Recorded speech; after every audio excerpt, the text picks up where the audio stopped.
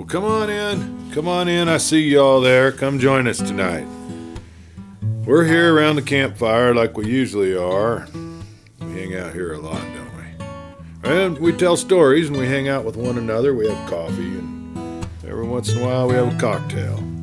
It's all fun times and everyone's welcome, and that makes it even better. It's a good place to see some old friends and meet some new ones. And we're telling a story tonight. More story from Max Brand. It's about Dan Barry's daughter. We're up to chapter 16, so get yourself seated and get yourself some popcorn over there. There's some coffee over there, I see. There's a bottle going around. Let's get started. Eyes that saw not. That's chapter 16. It appeared to her that he was growing momentarily older and older, and that his cheeks were thinner, and that his eyes were sinking into a shadow, while a pale circle came around his mouth.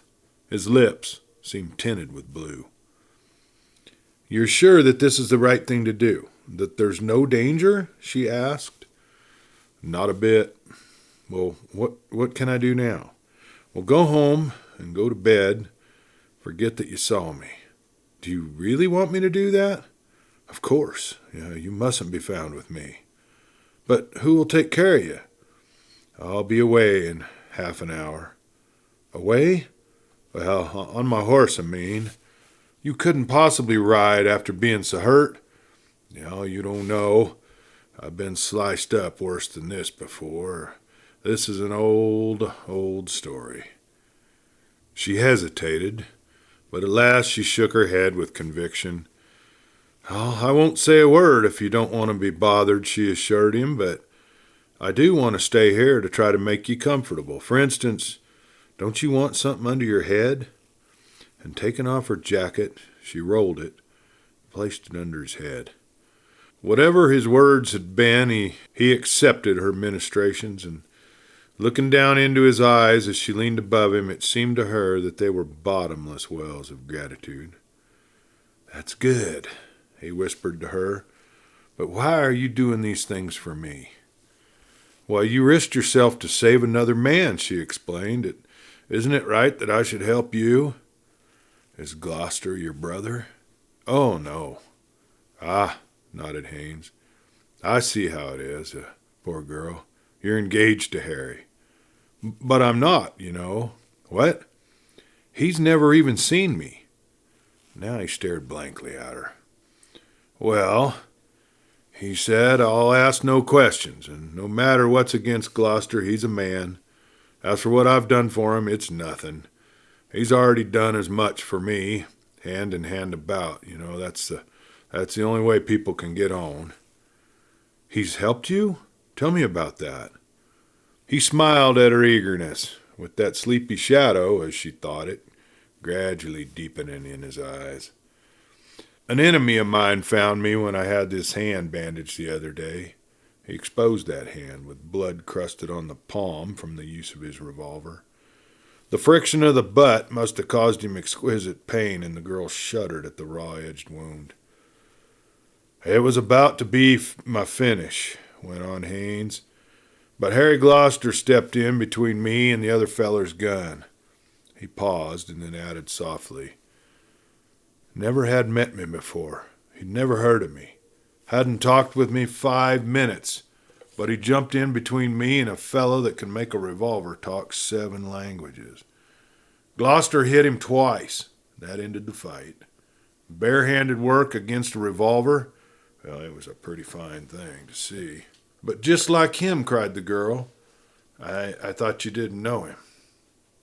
"Well, and having seen him, you know all about him?" Suddenly he reached for her hand. He found it, and he drew it close to his breast. And the fingers which touched hers she thought colder than running water. "My dear," said Haynes, "I once knew a girl that was in love with a fellow like Gloucester. No, he was really like nobody in this world, but like Gloucester, the law made no difference to him. Will you let me tell you what happened to her?" She nodded. "She looked like you, and that's what put it into my head. She had the same sort of metal gold hair and that same kind of blue eyes. Mind you, she was still as different from you as Gloucester is from the man she loved. She was very quiet, very gentle, and to see her you'd wonder how any man, or woman either, for that matter, could bear to make her suffer. But the man she loved, well, to tell you the short of it, he tortured her. Oh, murmured Joan, how terrible. If a man were so cruel to be, well, no matter how I loved him, well, what would you do? Oh, I'd leave him, even if my heart were to break. Ah, but you see, as I said before, you're quite different from Kate Cumberland. Was that her name? Yes. Well, Kate was my mother's name, mused the girl, but won't you tell me what happened? Yes, Dan Barry was the man she loved, but I suppose you've never heard of him. Never. There was a time when I thought everyone in this world would know about him sooner or later. Just what he was, I don't know. Nobody knows. He was simply different. Old Joe Cumberland, the squarest old rancher that ever lived, was riding about sunset time one day, and he heard a queer whistling on the brow of a hill. He rode up there and he saw a boy, just a youngster, bare-legged and dressed in rags, walking with his head back, watching the wild geese flying north and whistling up at him. Ah, murmured the girl, and she leaned forward, pushing the candle closer, as though its light on the face of the man might help her to understand his story. Joe took the youngster home and raised him. They had a hard time. Dan Barry, he gave that for his name. Didn't seem to know where his mother or his father was. And when he was asked where he came from, he simply waved a hand at the southern horizon. And when he was asked where he was going, and why, he didn't know. He tried to run away at first, but when he was always caught, he gave it up. Finally, he seemed to be quite happy. But he was different from other people. He was quiet as a girl most of the time, but when he was stirred up, he turned into a fighting devil. A fighting devil, repeated Haynes, with a sort of religious awe. And when he fought, though he wasn't a big man, he had the strength of half a dozen men. Imagine 150-pound wildcat, you see. Cumberland had seen him in a couple of passions when he was a youngster, and he made up his mind that the only way to keep Dan from getting into trouble was to keep guns out of his hands when he was around other men. He'd let him hunt as much as he pleased, but he never let him wear a gun when he was going to town. And Barry lived mostly in the mountains, mighty little at home. He came back with a wounded wolf one day. Barry called it a dog, but he was the ringer of a black-coated wolf, and a mighty big one. That was the dog that Dan called Black Bart. It was danger on four paws, that wolf, ready to tear the heart out of any man and ready to die for Dan. Another time he came back with a black stallion, the finest I ever saw. Now I have a pretty fine horse of my own, and it happens to be black, but the captain isn't worth one of Satan's hooves. And yet, for all that, I've never found a horse that could pass the captain or outlast him. But the point of it was that Satan kept the strength of anything that was wild and free, you see. He served Dan, but he served him for love, you might say. Can you understand the difference? There is a difference. It took me a year to teach the captain that it didn't pay to buck even if he threw me off now and then, but now he lets me ride him, but he's waiting to get me at a disadvantage and tear me to bits. And why do you keep him? Well, because he's the best horse in the mountains, that's one reason. Another is that I think he's one of Satan's colts. I got him when he was a yearling, and he was in the Mustang band that old Satan was still leading. Now, some of the old blood runs in him, and if he had another Dan Barry on his back, well, how can I tell? He might be every bit as good as his father ever was. But to get back to Barry himself, I say that he used to go around the country on the back of a horse. He didn't need a bridle to handle, and with a wolf trailing him and doing his errands. How wonderful, cried the girl. Oh, how wonderful. You think so? A little bit terrible you would have found it, too, if you had seen them as I have seen them. I've watched them play a game, all three of them. Mind you, this was when they thought they were quite unwatched. Satan would trot away to a little distance, and then Black Bart attacked Dan like a demon, with his fur bristling and his great teeth slashing the air just a hair's breadth from Dan's face, who would fend the brute off with his hands, dancing here and there like the shadow of a leaf in a whirlpool of wind. And Satan would come to the rescue with the sun winking on him and his mane blowing above his head, just a fraction of a second's pause at the scene of the fight. And then Dan had dived at him, caught him in some way around the neck, and then twisted onto his back. So off they would go with Black Bart after him, sailing through the air with his teeth aimed at Dan's throat. Imagine catching a 130-pound wolf coming at you like an arrow with his own speed, plus the speed of a racing horse. But that's what Dan Barry would do. And off they would go, with Satan carrying both of them, and thinking nothing whatever about it. "Ah," murmured the girl, "how beautiful, and how free. Such a man could do no wrong." Well, let me tell you what he did. I've been saying all this just to work up to the point. He married beautiful Kate Cumberland. He settles down. He forgot his wilderness. They had a youngster. Mind you, I say that he forgot his wilderness. Rather, I should say that he kept putting the impulses behind him. Finally, they broke loose again. 7 men chased him. 7 men killed the horse he was riding. It wasn't Satan. And Dan started to get the 7, one by one. He forgot Kate. He forgot the youngster. He went on a blood trail. "Why not?" cried the girl. "If Peter were killed—" But for the sake of a borrowed horse, to kill 6 men, that was why Kate left him. She still loved him, but she saw that she could not stay with him on account of their little girl.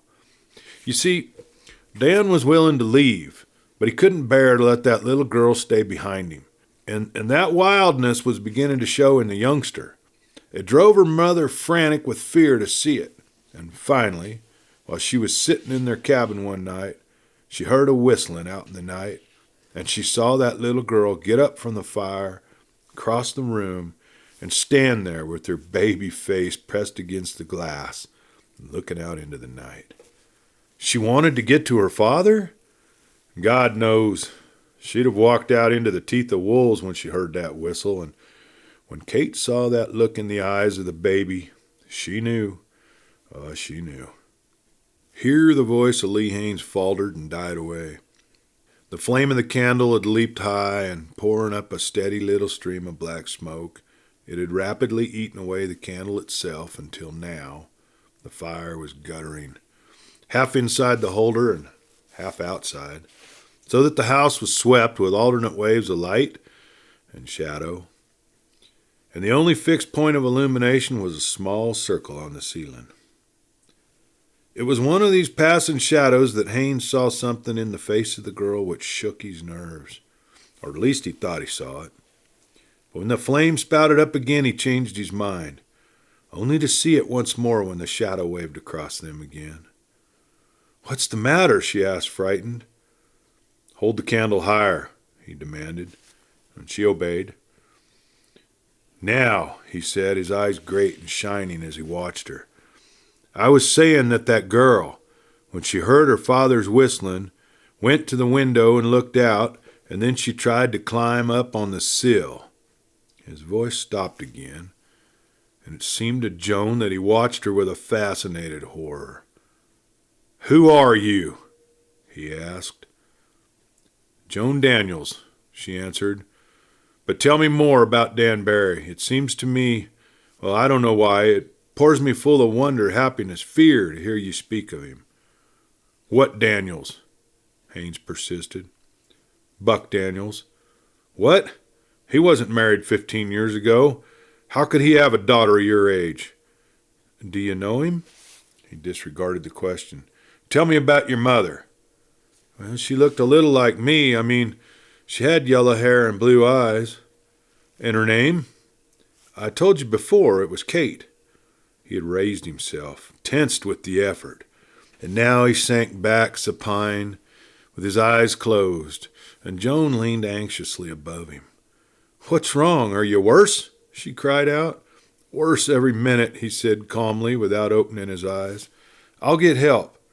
Oh, you stay close to me, Joan. I've only got a minute or two left. I knew when I had one look at the place that slug had hit me that I was finished. I've seen too many wounds not to know. Don't go for help. The last thing I can do is to tell you a thing that you ought to know. She took his hands. By the force in her own young arms, she seemed striving to drive new life into him. I saw it in your face, he murmured, when the candle began to die. That same wild look I've seen in the face of your father. Wild look? In Dad's face? Not Buck Daniels. His next words were an obscure muttering. She leaned closer, and she heard him saying, Dan Barry's girl was named Joan. His wife was named Kate. And you? He drew a great breath, and then his eyes fixed blankly upon the shattered roof of the cabin. Chapter 17. The Hare and the Hounds.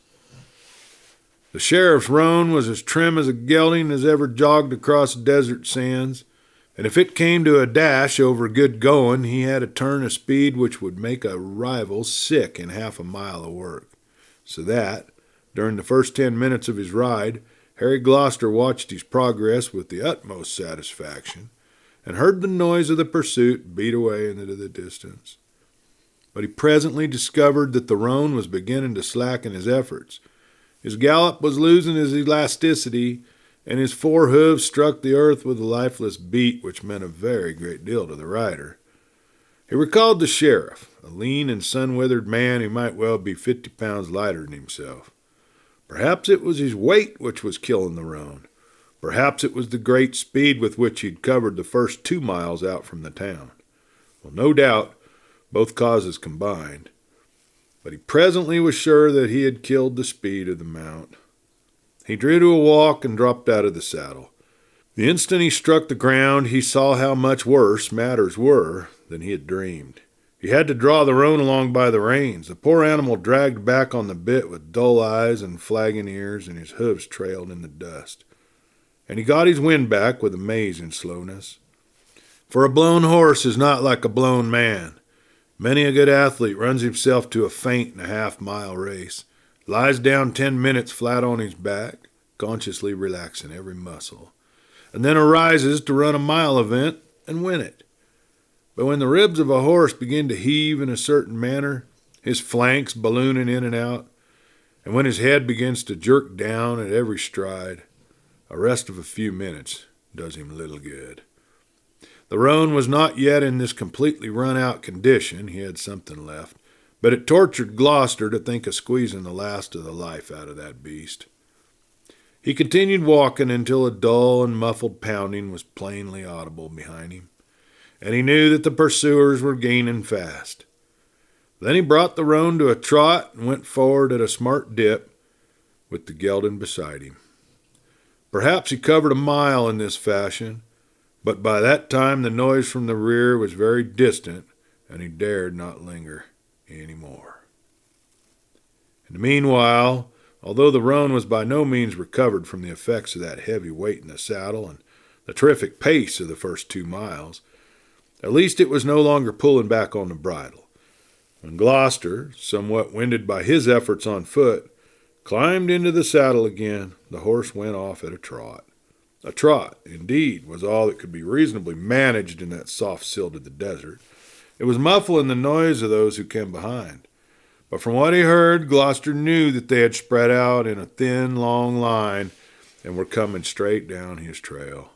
They had heard his retreat over the harder ground nearer to the town, and now he'd be lucky indeed if he managed to get out of sight before the light of the dawn began. An arroyo crossed his way. He dropped into it with a sigh of relief and raised the gelding to a gallop again. A moment later, that dry ravine was filled with a clamoring as the whole posse swung in behind him. And with the good footing beneath them, they gained upon him at an appalling rate. 5 minutes would see the finish of that race. No, less time than that. They were sweeping around the curve just behind, and in 10 seconds they would have full view of him. And a view by the clear starlight would be almost as good as a view in the day. Certainly they would not open up with their guns. and his own thigh was weighted by no revolver, to say nothing of a rifle under his leg. He swung out of the saddle, balanced his weight on one stirrup for an instant, then he dropped to the ground. The tired gelding would have dropped back to a trot at once, but the gentle beast even tried to halt and return to its late rider. But Gloucester scooped up a handful of pebbles and sent the horse flying on with the force of him, then threw himself back against the wall of the ravine. He was plainly enough visible. The arroyo was not very wide, and the stars were deadly bright. He could only hope that, by drawing the brim of his sombrero over his face and flattening himself against the wall, that he would not be seen as the front of the posse rolled by. They came now, with 3 or 4 eager riders rushing in the lead and riding all the harder as they heard the beat of hoofs from their quarry, so short a distance behind them. These were no short-winded sprinters, overburdened by riders of unusual weight. No, everyone was the favorite mount of the fellows who bestrode him. At least, so they appeared to Gloucester, as they rode like avenging whirlwinds. On they pushed, and then raised a yell, for down the canyon ahead of them the noise of the gelding's gallop had fallen away to a trot. "Scatter, boys!" yelled the commanding voice of Sheriff Sim Hargess. He had recovered quickly from his hurt and joined in this work to revenge his disgrace. "That devil is slow enough to fight. You all shoot straight when you see him." His voice was blotted out by the roar of hooves as the main body of the posse rode past. In a few more seconds they would find that he was not with that gelding. Then a brief search as they scattered in all directions. And finally, he must be taken back to prison, trussed up like a calf. There were 40 men in that group, and in the rear came 2 or 3 stragglers. One, it appeared, had fallen behind because something had gone wrong with his cinches. At any rate, he was now overtaking the main body hand over hand. With a secret pang, Gloucester saw the wide shoulders of that horse working, with such a mount to carry him. He leaped from his place with a shout. The racing horse, seeing this sudden apparition, snorted, and throwing back its weight, tried to swerve away. And that was the moment Gloucester chose for leaping. In spite of its effort to stop, the horse was dashing away at a smart pace, and the double impact of the speed of the horse and Gloucester's leap was all transferred to the luckless rider. He was smitten from his place as cleanly as any champion in the olden days picked an enemy out of the saddle in the lists and sent him crashing to the ground. Now down he went, and into his place in the saddle slipped Harry Gloucester with a new lease of life if he could take advantage of all the chances. But that would be no easy thing to do, to be sure. The whole posse had whirled past him, to be sure. They were now somewhere tangled in a mass farther down that arroyo, while the leaders were yelling that Gloucester was not on the sheriff's roan, and some of the members were still pushing ahead, not having seen what happened to the rear. But those horses were nearly all out of the great school of the cow ranges. They could turn on a 10-cent piece, and it was nothing to weave a way through a crowd of horses compared with working a calf out from the packed herd. In their scrambling start, Harry Gloucester gained some 30 or 40 lengths. He might have gained even more. But he had learned one lesson this night, and he was not apt to kill off his mount by too much sprinting in the beginning of a long run. He saw a narrow cattle path going up the side of the arroyo. Up this he went. The posse stormed after him.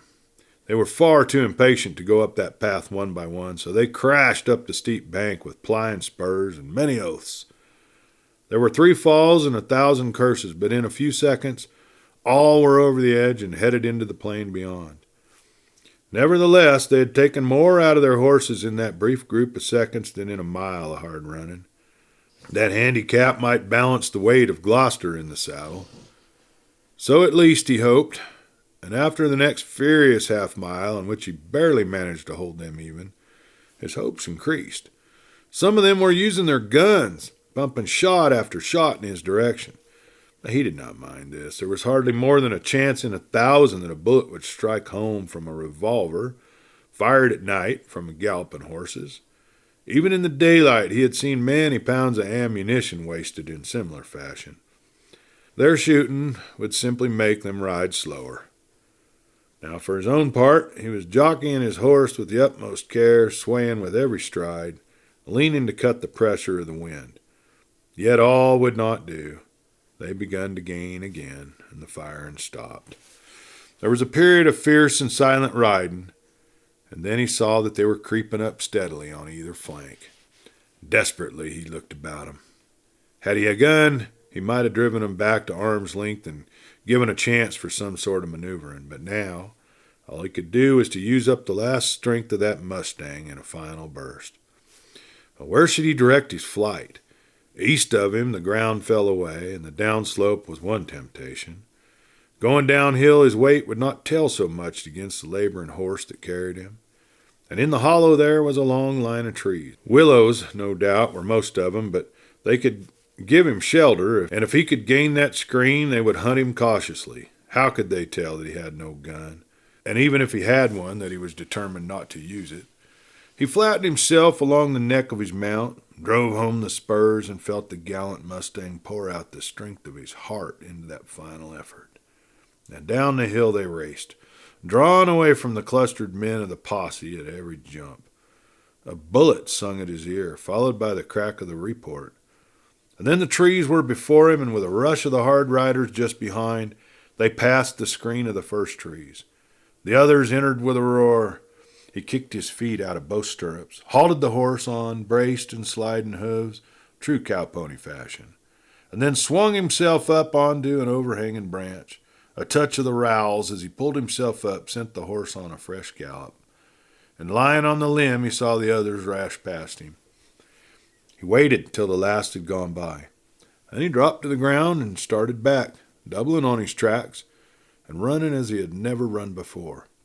If he could gain the top of the rising ground before they found the riderless horse and came back to look for him, he might be able to get a sufficient distance and disappear in the night. He was scarcely out of the willows when he heard the yell which announced that his second mount of that night had been found. So on he ran. The ground had appeared firm enough when his Mustang was racing down the incline, and the slope slight enough. But now his boots were slipping in sand, and the slope was like a mountainside rolling up against the stars. A short, quick step driving down on flat foot was what he must use. So he toiled with all his might, grinding his teeth at the constant slipping. He reached the crest. His body would show there against the skyline as if it were a house. So he dropped flat and looked back in time to see the posse come boiling out from the trees. They scattered here and there. They rode towards him, then turned and rode back again. Plainly they did not know what to do. And then he heard the voice of the sheriff as plainly as if the latter had been at his elbow. "Scatter down the trees, 5 of you. You 5 there. Ride down a mile, then cut through the trees and start working down towards me. 5 more ride up a mile and do the same thing. Half a dozen more go on through to the opposite side and watch, scattered out. The rest of us will stay here. Now take your rifles, boys. If you do any talking, make it short. If you start shooting when you see 'em, you won't get hanged for it. Now go." They were off with yells, and Harry Gloucester, lying flat on the sand and gasping in his breath, shuddered with thankfulness. Had he indeed tried to hide in the willows, they would have closed in on him and crushed out his life. Half an hour would have ended him.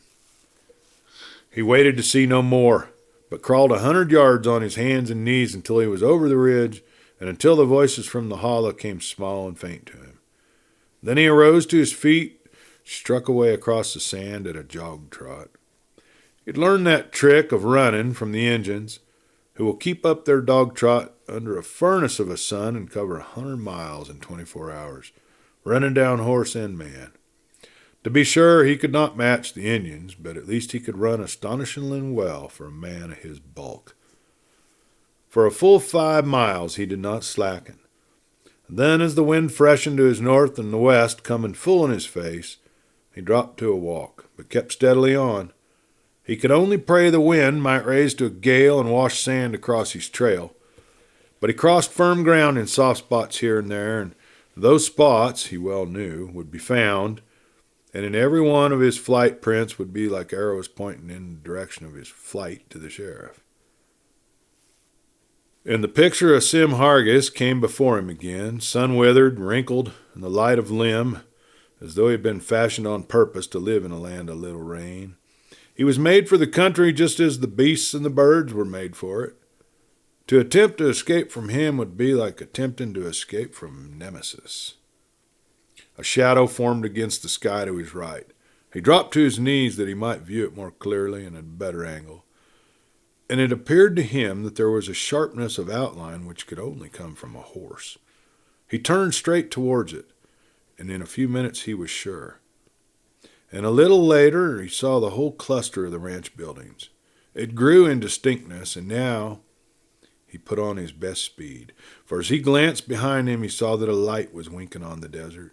Then other lights, like a swarm of distant fireflies of giant size. He understood what that meant. They'd been using their pocket electric torches to find his trail, and having found it, they were doubtless tracking him across the desert, almost as fast as their horses could gallop. If the wise old sheriff could do all this by night, how long would Gloucester have lasted by the day? He thought of this as he ran, and it gave him a great burst of speed, for he carried his bulk as lightly as any track athlete. And by the time he reached the barns and the sheds of the ranch, the lights had disappeared behind him. They had made up their minds that he was breaking for the sheds, and for that matter, he did not need the light to tell him of the rate of their approach. For now, in the starlight, he could make out the indistinct forms of the horsemen, a great blot of shadow coming rapidly over the sand. He found the saddles after a brief search in one of the sheds, and with saddle and bridle over his arm, he ran out into the corral. The horses milled before him, but he pressed resolutely in, regardless of possible flying heels. For in the distance, the beat of hooves was growing, and he could hear a voice calling. That must be the sheriff. "Spread out! Spread out!" He crowded a horse into the corner, and in a moment had that saddle and bridle on it. Then he let down the bars to the corral.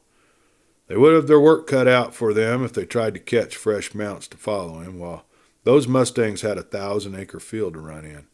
He yelled, and the horses poured through the gap and away into freedom, snorting and tossing their heels in the air. Other shouts came from the posse as they understood the meaning of the tumult from the corral.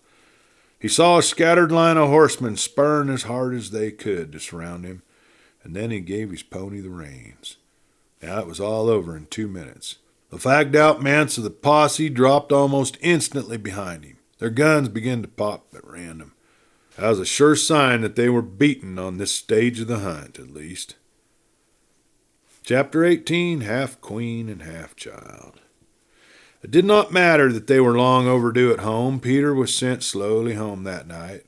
For now and again Joan was blinded to the way, recalling how Harry Gloucester had come thundering out of the jail with the splinters of the broken door showering about him, and how he had beaten the 3 men to the earth and thrown one of them into the face of the crowd which was attacking him. Whenever she thought of these things, she could not help twisting suppositions back and forth in her mind, striving to understand how he could have been so near to mortal danger and yet could have escaped without a serious injury. It was almost as if the sheriff and his men had loaded their weapons with blank cartridges. But if they had, Lee Haynes would still be living. Danbury, Black Bart, Satan, Joe Cumberland. There was hardly an end to the procession of figures which had been crowded into her mind by the talk with Haynes. The tears came when she recalled how calmly and hopelessly he had met his end, and how smoothly he had persuaded her that it was only a trifling wound. And now, when they found him, he would be thrown into a nameless grave. When she came in sight of the house, her fear of Buck Daniels was gone forever. She rode with reckless noise past the house, and Buck himself came running out. She did not heed his challenging shout, but went blithely on to the corral, where she unsaddled Peter and brought him to an ample bag of feed. It was not until she had finished all these things that she went back to the ranch house.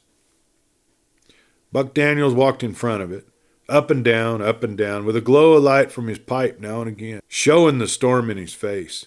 She called to him, received no answer, and went into the kitchen. She was hard at work getting her supper when the door banged heavily, sending a long series of murmurs and squeaks like strange echoes through the house. Buck stood before her with war in his face. "Well," he said, "what do you got to say for yourself?" She smiled across the stove at him. I said hello when I came in from the corral. Hell, said Buck Daniels, and clamped his teeth together to keep back worse words than this. It was apparent that her smile had done more harm to his peace of mind than her words, although they had been airily independent enough. What have you been doing? Finding out the price of Peter. Well, what do you mean by that? I mean $500, and that's what he's worth. You've sold him? Yes. Without asking me? And I bought him back again. Joan, what the devil is in you? She shrugged her shoulders and went on with her work. Fried potatoes and a great slice of ham and a mighty cup of coffee and hot milk would not be too much for her. You been riding to a fall, Joan, and how doggone me if time ain't come when you got to hear some talk that ain't going to be like any other talk you've ever heard. In the first place, what I want... Hush, whispered Joan. She raised her hand, and into the silence which she had intersposed floated the shrill crying of the wild geese, as some thick wedge of them fled up the northern sky. It was marvelous music to Joan. It chimed and echoed in her very heart of hearts. She even opened the door, but as she stood there against the outer blackness of the night, looking northward to the sky, Buck caught at her shoulder and drew her back into the room. He closed the door hastily and stood with his shoulders braced against it. His eyes were a little wide as he faced her, and she thought that there was a slight tremor of his upper lip, as if, the instant before, he had received a great shock. But she was too filled with great memories this evening to pay much attention to Buck and his ideas of her. The careless smoothness with which she spoke to him was the only tone possible to her. If she had tried to speak soberly, she would have burst into tears and been unable to proceed. She would have turned back to the stove, but he caught her and he stopped her again. I've had hell 2 nights hand running on account of you, he told her, and I'll be damned if I'm going to have it again. You understand? She did not answer. She hardly heard the words he had thundered at her. Joan, where have you been? With a man. I knew it, he groaned. I knew it. Who? A man you know. And he hasn't seen the last of me, whoever he is. Lee Haynes was his name. It was a strong name indeed. It seemed to have the strength of a club to strike down Buck Daniels. He fumbled. He found a chair and lowered himself into it without taking his glance from her face. What did Lee tell you? Where is he? Where'd you meet him? What did he tell you, Joan? He told me about my father. It was a second blow, and it made him drop his face in his hands. She stood over him, trembling with anger. You've kept it away from me all these years, and what right had you to do that? I've lived in the center of a lie. He made a gesture as though brushing her words away to get at something more important. Did he tell you how your father died, Joan? All but that, she answered. Well, thank God. But I'll find it out. I'll find out every word that can be known about him. Joan, I won't let you. We start back east tomorrow. I've made arrangements. We're going to go... Not a step, she cried. Oh, do you think I'd give him up? I've been cheated of him all this time, but I'm going to make it up. He arose and began to pace the room, swinging through it back and forth with an uneven step as his thoughts spurred and checked him. But at last he stopped short and he faced her. I've got to tell you things I've been praying all this time that you wouldn't hear. I'll tell it short, because I ain't got the strength to tell all the small things that go into the making of it. When your father died, when Dan Barry died, he began, his words coming forth haltingly, I went to Kate, your mother. I told her I wanted to help, and she told me that the great thing to be done was to take you out of country where Dan had lived and get you into a new place where folks had never heard of him. She wanted to go east, but I showed her that there wasn't enough money between us to support us in the east in a city, but there was enough to start a small ranch. And that was what we done. We came way down here and got this place between us, and the best way to cover up tracks seemed to be for her and you to take my name. She didn't marry you after he died then? When he died, she died, said Daniels. That is, I'll accept that part of her that was wrapped up in you, and that part kept her alive for a few years, but she's more than half dead. You remember how quiet she was? Wouldn't speak through the whole day, maybe, except to give you your lessons? Yes, and when she walked around the house, I used to feel sometimes as though she were afraid of the noise she was making. But I remember her as happy as sunshine, full of singing and laughing, made people smile just to see her pass. Now all that had died out of her when Dan was gone. You never knew more than the shadow of your mother, Joan, and when she come to die, she begged me to take you away from the West as soon as I could. He paused for a moment, and then he went on again. She begged me to keep the name of your father away from you. A great new thought had come to Joan. But how could she ask you to do all those things if you were not even my stepfather? Because she knew that I loved her, Joan, more than I loved God or feared the devil.